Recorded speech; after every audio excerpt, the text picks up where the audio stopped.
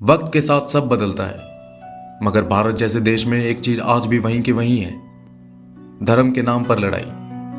आज भारत उस मोड़ पर खड़ा है जहां सवाल है कि क्या हम सच में धर्म के रास्ते पर चल रहे हैं या सिर्फ धर्म के नाम पर लड़ने का एक नया बहाना ढूंढ रहे हैं। जम्मू कश्मीर के पहलगाम में मासूमों का लहू गिरा और देश एक बार फिर दर्द से कर्रा उठा। आतंकियों ने हमें जख्म दिए, मगर हम खुद अपने ही जख्मों पर जहर मल रहे हैं, धर्म के नाम पर, नफरत के नाम पर। क्या धर्म का यही मतलब है? क्या भगवान ने हमें यही सिखाया था? जहां लड़ाई है वहां धर्म नहीं हो सकता, और जो लड़ते हैं वो धर्म को नहीं जानते। लेकिन हर अंधेरे के बीच कहीं ना कहीं एक आवाज उठती है, एक आवाज जो कहती है जागो, जागो और संभलो। आज हम सुनने जा रहे हैं भारत के एक ऐसे संत की वाणी जिसने धर्म को किताबों में नहीं बल्कि अपनी आंखों से देखा, जिसने भारत के भविष्य को चेताया, जिसने हमें बताया था कि कैसे सच्चा धर्म जिंदा रह सकता है। ओशो, एक ऐसी मशाल जो अज्ञान के अंधेरे में रोशनी बनकर जली। उनकी आंखों में भविष्य का भारत था, एक भारत जो नफरत नहीं प्रेम की भाषा बोले, एक भारत जो धर्म को हथियार नहीं प्रेम का दीपक बनाए। आइए सुनते हैं ओशो को। उनकी वाणी में आज भी वो शक्ति है जो हमारे भीतर सोई हुई इंसानियत को जगा सकती है। आचार्य ओशो, सबसे पहले तो आपको प्रणाम। मैं आपसे जानना चाहता हूँ कि भारत देश में धर्म के नाम पर कब तक यूं ही कत्लेआम होता रहेगा? भारत के लोगों की इसी कमजोरी का फायदा उठाकर विदेशियों ने भारत के लोगों को गुलाम बनाया। लेकिन आज़ादी के बाद भी इंसान बेड़ियों से तो आज़ाद हो गया, लेकिन मानसिक रूप से आज भी बंधा हुआ ही है। आपका इस सब पर क्या कहना है?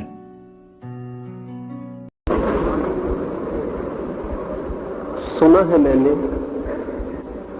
कि चीन में एक बहुत बड़ा विचारक लाओ त्से पैदा हुआ। लाओ त्से के संबंध में ये बड़ी हैरानी की बात कही जाती रही है कि वो बूढ़ा ही पैदा हुआ। इस पर भरोसा आना मुश्किल, मुझे भी भरोसा नहीं, और मैं भी नहीं मानता कि कोई आदमी बूढ़ा पैदा हो सकता है। लेकिन जब मैं इस हमारे भारत के लोगों को देखता हूं तो मुझे लाओ त्से की कहानी पर भरोसा आना शुरू हो जाता है। ऐसा मालूम होता है कि हमारे देश में तो सारे लोग बूढ़े ही पैदा होते हैं। बूढ़े आदमी से मतलब सिर्फ उस आदमी का नहीं है जिसकी उम्र ज्यादा हो जाए, क्योंकि ऐसा भी हो सकता है कि आदमी का शरीर बूढ़ा हो और आत्मा जवान हो, लेकिन इससे उल्टा भी हो सकता है। आदमी का शरीर जवान हो और आत्मा बूढ़ी हो। भारत के पास भी जवानों की कोई कमी नहीं, लेकिन जवान आत्माओं की बहुत कमी है, और जवान आत्मा को बनाने वाले जो तत्व हैं उनकी बहुत कमी है। चारों ओर युवक दिखाई पड़ते हैं, लेकिन युवक होने के जो बुनियादी आधार हैं उनका जैसे हमारे पास बिल्कुल अभाव है। मैं कुछ प्राथमिक बातें आपसे कहूं। पहली तो बात, युवक मैं उसे कहता हूं जिसकी नजर भविष्य की ओर होती है, फ्यूचर की ओर होती है, जो फ्यूचर ओरिएंटेड है। और बूढ़ा मैं उस आदमी को कहता हूं जो पास्ट ओरिएंटेड है, जो पीछे की तरफ देखता रहता है।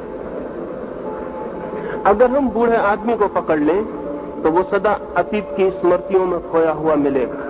वो पीछे की बातें सोचता हुआ, पीछे के सपने देखता हुआ, पीछे की याददाश्त करता हुआ मिलेगा। बूढ़ा आदमी हमेशा पीछे की तरफ ही देखता है।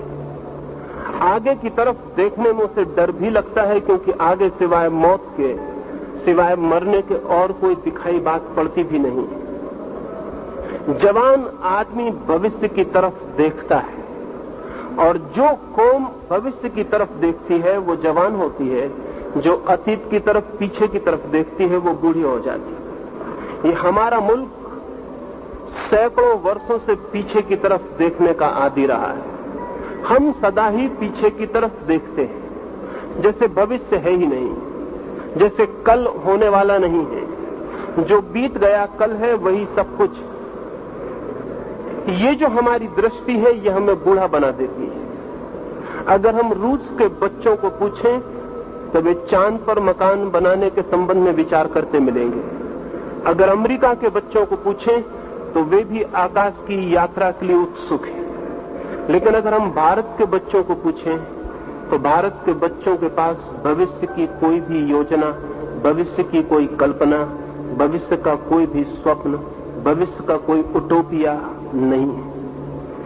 और जिस देश के पास भविष्य का कोई उटोपिया न हो वो देश भीतर से सड़ना शुरू हो जाता है और मर जाता है। भविष्य जिंदा रहने का राज, भविष्य के कारण ही आज हम निर्मित करते हैं, भविष्य के लिए ही आज हम जीते और मरते हैं। जिनके मन में भविष्य की कोई कल्पना खो जाए उनका भविष्य अंधकारपूर्ण हो जाता है। लेकिन इस मुल्क ने न मालूम किस दुर्भाग्य के क्षण में भविष्य की तरफ देखना बंद करके अतीत की तरफ ही देखना तय कर रखा है। हम अतीत के ग्रंथ पढ़ेंगे, अतीत के महापुरुषों का स्मरण करेंगे, अतीत की सारी बातें हमारे मन में बहुत स्वर्ण की होकर बैठ गई हैं। बुरा नहीं है कि हम अतीत के महापुरुषों को याद करें, लेकिन खतरनाक हो जाता है अगर भविष्य की तरफ देखने में हमारी स्मृति बाधा बन जाए। कार हम चलाते हैं तो पीछे भी लाइट रखने पड़ते हैं, लेकिन अगर किसी गाड़ी में सिर्फ पीछे ही लाइट हो और आगे लाइट हम तोड़ ही डालें तो फिर दुर्घटना के अतिरिक्त और कुछ भी नहीं हो सकता। गाड़ी में भी रियर व्यू मिरर रखना पड़ता है, एक दर्पण रखना पड़ता है जिसमें से पीछे से दिखाई पड़े, लेकिन ड्राइवर को हम पीछे की तरफ मुंह करके नहीं बैठा सकते। अतीत का इतना ही उपयोग है जितना रियर व्यू मिरर का एक कार में उपयोग होता है। पीछे का भी हमें दिखाई पड़ता रहे ये जरूरी है, लेकिन चलना भविष्य में है, बढ़ना आगे है। और अगर भविष्य की तरफ देखने वाली आंखें बंद हो जाएं तो दुर्घटना के अतिरिक्त और कुछ भी नहीं हो सकता। भारत का 2000 साल का इतिहास एक्सीडेंट्स का, दुर्घटनाओं का इतिहास। इन 2000 सालों में हम सिवाय गड्ढों में गिरने के किन्हीं ऊंचाइयों पर नहीं उठे। गुलामी देखी है, गरीबी देखी है, बहुत तरह की दीनता और बहुत तरह की परेशानी देखी है, और आज भी हमारे पास भविष्य की कोई ऐसी योजना नहीं है कि हम ये सोच सकें कि आने वाला कल आज से बेहतर हो सकेगा। वरन जवान से जवान आदमी से भी बात की जाए तो वो भी यही कहता हुआ मिलेगा कि कल और स्थिति के बिगड़ जाने का डर, रोज चीजें बिगड़ती चली जाएंगी, ऐसी हमारी धारणा है। इस धारणा के पीछे कुछ कारण, हमने अपने उटोपिया को पास्ट ओरिएंटेड रखा हुआ है। इस देश में हमने जो समय की धारणा की है, जो हमारा टाइम ऑर्डर है, वो ये कहता है कि सबसे अच्छा युग हो चुका, अब आने वाला युग बुरा होगा। सतयुग हो चुका, कलयुग हो रहा है, और रोज हम अंधकार में उतरते चले जाएंगे। जो भी अच्छा था वो बीत चुका। राम, कृष्ण, नानक, कबीर, बुद्ध, महावीर, जो भी अच्छे लोग हो सकते थे वो हो चुके। अब भविष्य में जैसे कोई अच्छे होने का हमें उपाय नहीं दिखाई पड़ता। लेकिन ध्यान रहे, जो भविष्य में अच्छे आदमियों को पैदा हम न कर पाए तो हमारे अतीत के अच्छे आदमी झूठे मालूम पड़ने लगेंगे।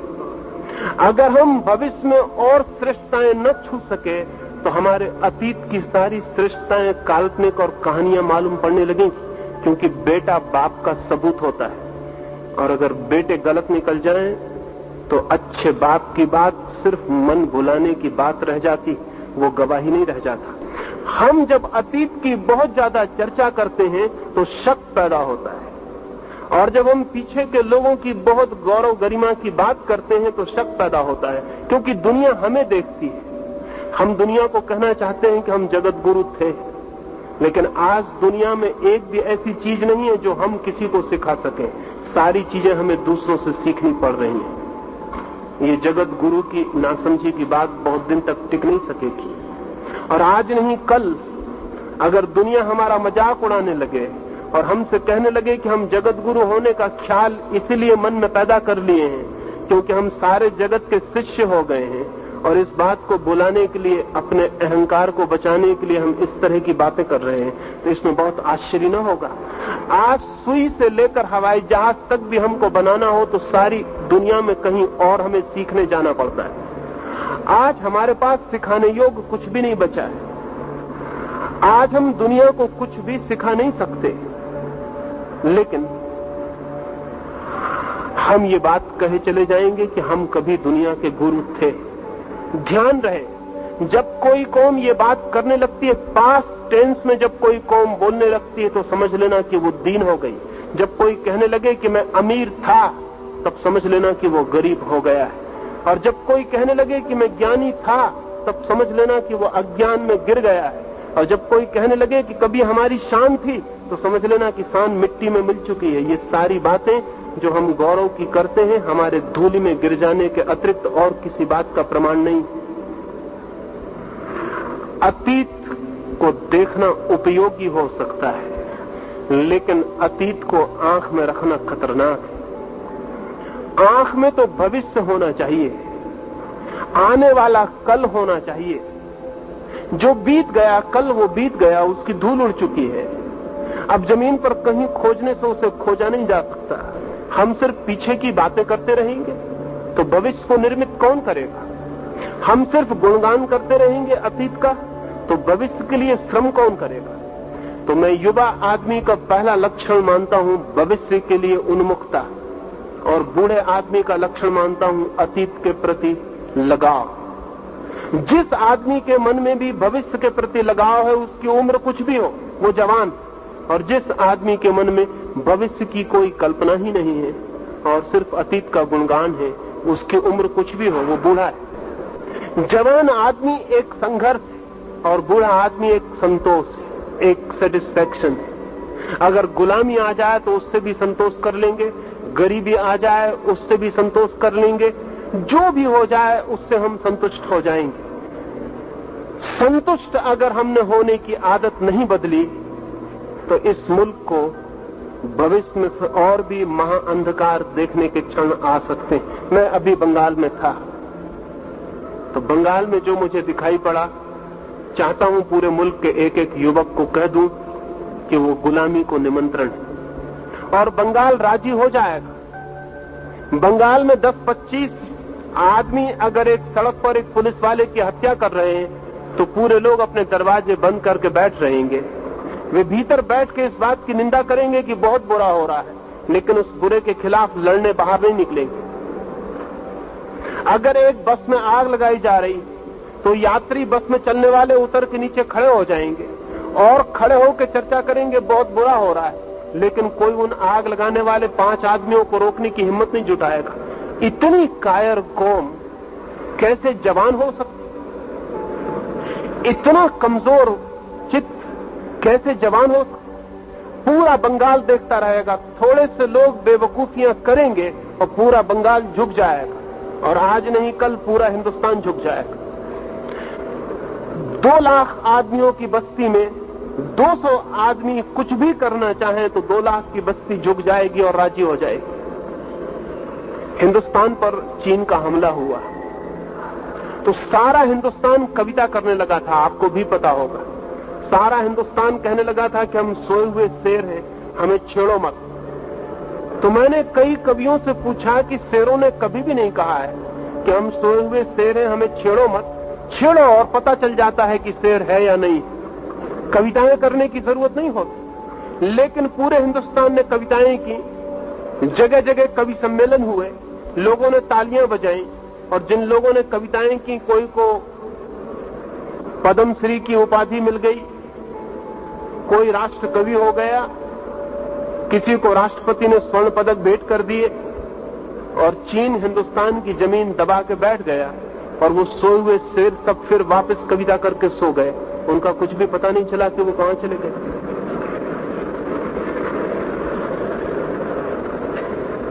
लाखों मील की जमीन ने चीन ने कब्जा कर लिया तो हिंदुस्तान के नेताओं ने बाद में कहना शुरू किया कि वो जमीन बेकार थी, वो जमीन किसी काम की ही न थी, उसमें घास भी पैदा नहीं होता था, अगर वो जमीन बेकार थी तो फिर जवानों को लड़ाना बेकार था, पहले ही जमीन छोड़ देनी थी।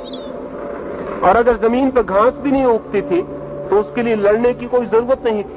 तो मैं उन नेताओं से कहता हूं कि अभी भी देश में जितनी जमीन और बेकार हो उसे चुपचाप दूसरों को दे देना चाहिए, ताकि कोई झंझट ना हो, कोई झगड़ा ना हो। ये जो हमारा चित्त है, इस चित्त को मैं बूढ़ा, ओल्ड माइंड, बूढ़ा चित्त कहता हूं। ये बूढ़ा चित्त हर चीज में संतोष खोज लेता है। इस बूढ़े चित्त को तोड़ना पड़ेगा। अतीत की तरफ देखना बंद करना पड़ेगा। भविष्य की योजना बनानी होगी। संतोष छोड़ना पड़ेगा। एक निर्माण की असंतोषकारी ज्वाला चाहिए, एक सृजन की आग चाहिए। और वो आग तभी होती है जब हम हर कुछ के लिए राजी नहीं हो जाते, जब हम दुख को मिटाने का संकल्प करते हैं, अज्ञान को मिटाने का संकल्प करते हैं, जब हम बीमारी को तोड़ने का संकल्प करते हैं, जब हम दीनता, दरिद्रता और दासता को मिटाने की कसम खाते हैं, तब भविष्य निर्मित होना शुरू होता।